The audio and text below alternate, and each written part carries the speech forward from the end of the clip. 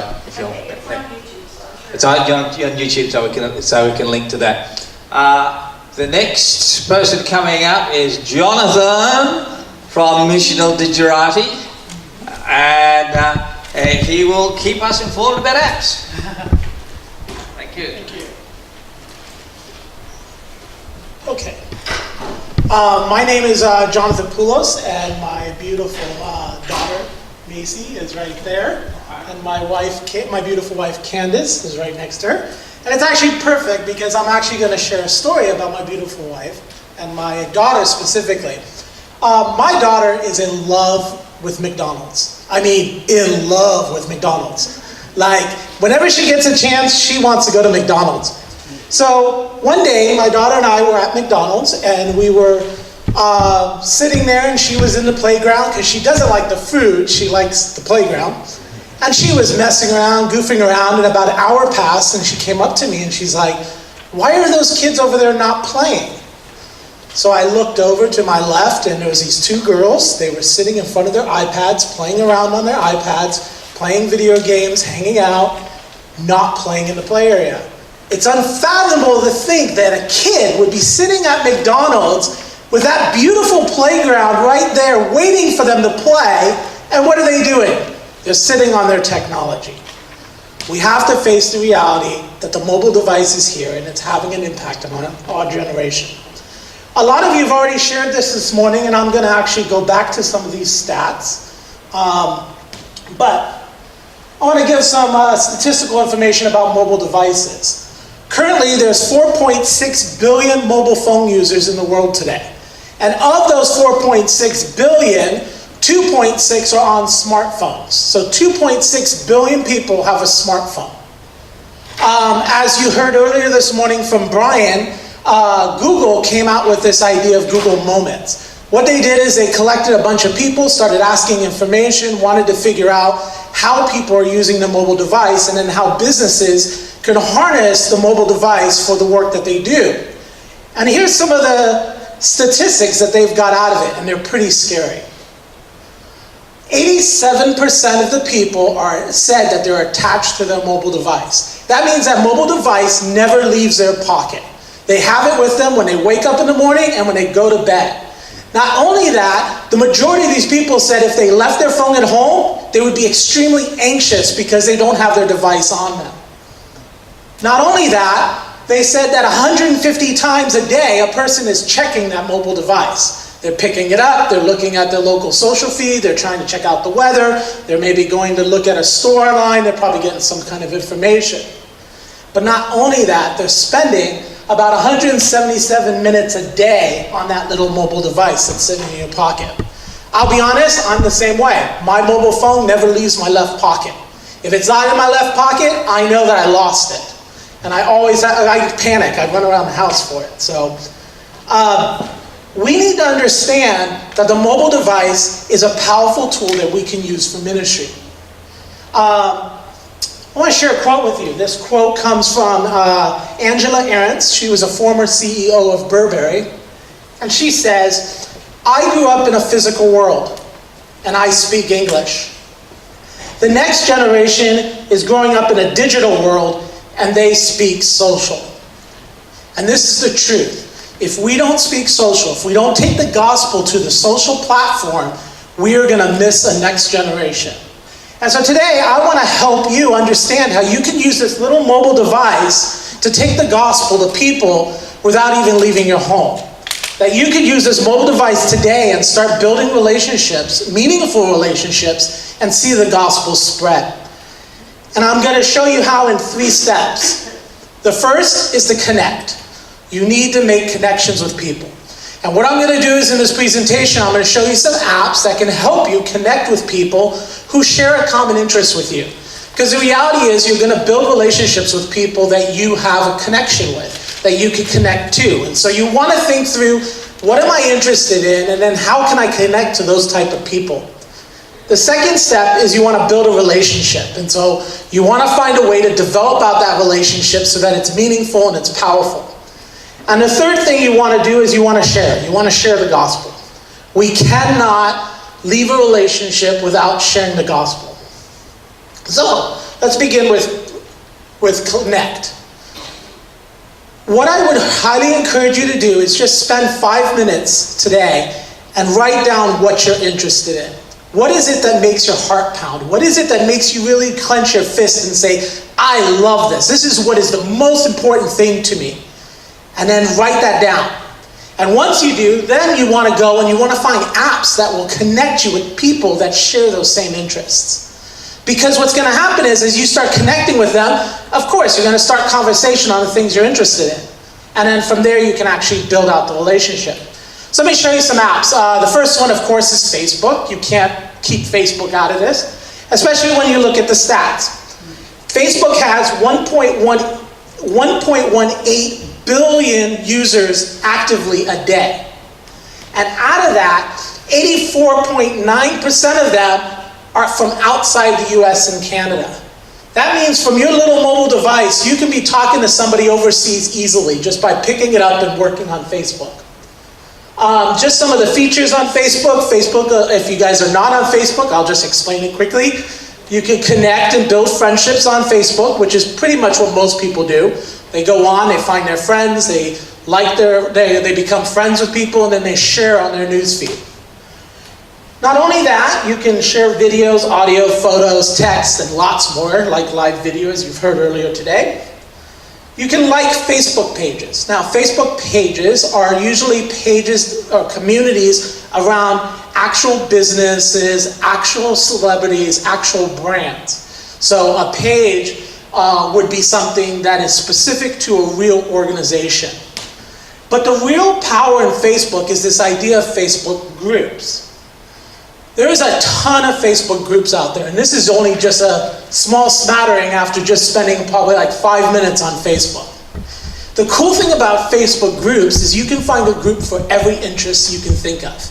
I mean, as you look at some of the stuff up there, we have Food with Friends, we have Pokemon Go, we have Board Game Revolution. I mean, literally there are different groups for everything, because basically anybody can go ahead and create a group, and the group usually revolves around one common interest.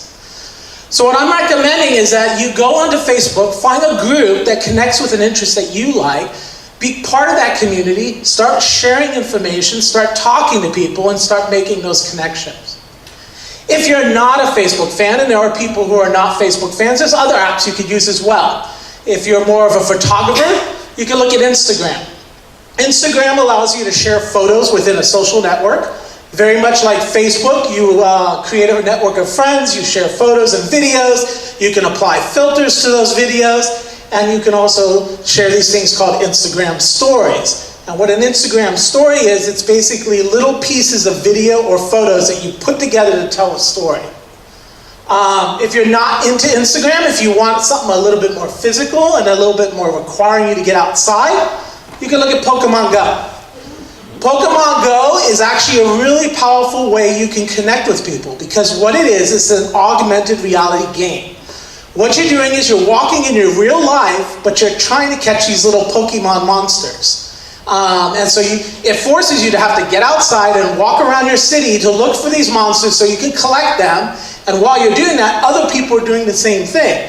And so guess what happens? You're going to run into people, which means you're going to have to talk to people, which means that all of a sudden you can build a relationship with them. And so this is a great game if you just want to get that face-to-face with new people. They have things like gyms where basically you go to these gyms and you can compete against other people who have Pokemons. You can go to these Pokestops where you can collect stuff and things like that. So these are just a small group of apps that you could use to connect with people who share your common interests. But once you've made that connection, we need to move to the next step, and that is we need to build. We need to build genuine relationships, because we all know that you can't share the gospel unless you have a genuine relationship. And so now what I would recommend is once you've made a connection with somebody, move that connection into an app that will allow you to dig deeper and build relationship with those individuals. And most of these apps are going to be called messenger apps. Messenger apps work just like text messaging. It allows you to have a conversation back and forth that's private and protected, and it's just between you and the individual that you're trying to build that relationship with. And so one of the first ones, of course, Facebook again, Facebook Messenger. Facebook Messenger works really well if you're using Facebook as your platform to connect with people, because all you have to do is become their friend and you instantly can access them on Facebook Messenger. So you can just send them a message and start up a private chat with them. You can share videos, you can share audio, photo, text, pretty much everything you can do before, you could do here. You can also start a video call with them, so if you'd rather have a face-to-face conversation with these individuals, you could just go ahead and start it and go. You can also use existing chatbots. Facebook has a ton of chatbots at your disposal, and they can all help you however you need it. Another app, this one you guys probably have not heard of, it's called Glide. This one is a video-based messaging app. It's really designed to, I send you a video, you send me a video back. It's really big in the deaf community, actually, because of the video component of it. But this one uses your existing phone contacts instead, and then you can bring in your Facebook contacts, you can bring in your Twitter contacts if you want. Again, you start a private chat, you can share video, audio, photo, text, but the other cool thing you could do is you could broadcast live. So you could just hit the button, you could start signing or talking, and then the other people who are in the chat can instantly look at it without waiting for it to be completed. And then they can respond accordingly as well. One more app you can look at, WhatsApp. This is one of the big apps, especially outside of the US. This is a simple and secure messaging platform. It's designed for security and encryption. So if you are talking to somebody in a sensitive area and you need to make sure that they don't get in trouble, this is a great place to go. The only thing is you will need their phone number in order to be able to connect with them. So these are only just a few apps. There's a lot out there, but I'm only going to just go through a few of them. So now you've connected with these individuals. You move them into this relationship where now you're actually talking to them in a messenger app, building that relationship. The next thing you need to do is share the gospel. And there's many apps that can help you to do this. And I'm just going to give you 3 apps that will help you in this process. And one of them has already been talked about, and that's the YouVersion Bible. The YouVersion Bible gives you access to the scriptures. It gives you access to, sorry, I lost my page over here. It gives you access to over, I think I was going to get lost. I'll list it up there. 1,448 Bible versions, so you have access to pretty much all the versions out there. You have 1,000 different languages you can access on there. You can read the Bible, listen to it, take notes. You can find Bible plans, so this is great. Like, you can be having a messenger chat with someone and say, hey, have you ever learned anything about the deity of Christ or who Christ is? And then you could start a Bible plan with them. And then say, hey, why don't we both go in this app, we'll start reading the Bible together, and we'll talk about it. And you can use the Messenger app to build that relationship. You can also share verses, and you can share these things called verse images, where they take an image, and they stick the verse right on top, and it looks really nice, and you can put that out on your social media. The next app, I think my wand stopped.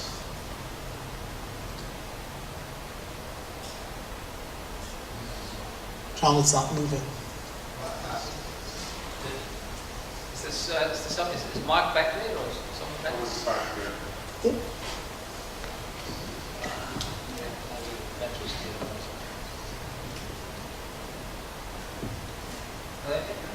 There it goes, thank you. The next app I'd like to share with you is the Jesus Film Project. It's a Christian digital library that you have access to over 200 Christian videos, including the Jesus Film, Magdalena, the Jesus Project for Kids. All these videos are accessible on there. They have small clips as well. All these are offered in about 1,400 different languages in the app. But what's really nice is if you're talking to somebody in the Messenger app and you're trying to share with them, like, the miracle of Jesus being God, and you want to share with them some of the miracles, you can go find a video and then take that video and quickly hit share in my Messenger app to this person, and within like 3 seconds you can have that video to that person that you're building the relationship with. And so you're using these multiple apps to help empower you to build that relationship and to help deepen it so that you can share the gospel.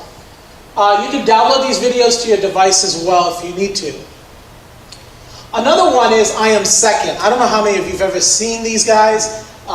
These videos are powerful videos. If you have not seen them, you need to go check this site out. Their mobile app allows you to go ahead and look through all these personal testimonies. I'm not sure how many they have on there, but they're organized by topic. And so if you're talking to somebody that you made a connection with and you're building this relationship with, and they're struggling through divorce, you can go to the I Am Second app, type divorce, and you'll see videos of people who will say that they've got divorced, and it was through that divorce they've come to Christ, and they've renewed their marriage or whatever other issues, and you can find it based on that topic. And then again, hit the share button, say, okay, Facebook Messenger, send it to Bob, and boom, it does it automatically. And you can do other, they have it, all these different topics, guilt. And what's really cool is these testimonies are actually famous people.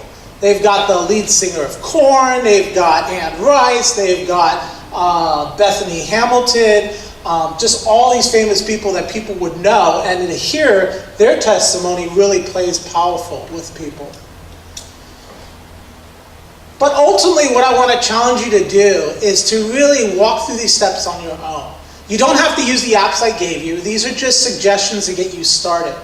But you really want to first make those connections. You really want to take social media beyond just me broadcasting what's going on today to me connecting with a community of people so that I could be able to share the gospel. We need to change the way we look at social media. It's not just about, let me tell everybody about what I ate for breakfast today. It's about connecting to a community of people who are desperate for the gospel, people who need to hear the gospel. Once you've connected, you need to move that beyond just a comment or a connection in the community to building a relationship. And there's apps that do that. There's messenger apps that make it easy for you to build those relationships. And then, in that building a relationship, we cannot forget that we need to share the gospel. That we need to constantly be seasoning our words so that the gospel can be presented to them. I'd like to share one last quote in closing. This is from Eric Quailman. He says, "We don't have a choice on whether we do social media. The question is how well we do it." And this is very important for us today. We don't have a choice. We must do social media. That's where this generation is. And if we're not there, we're missing it.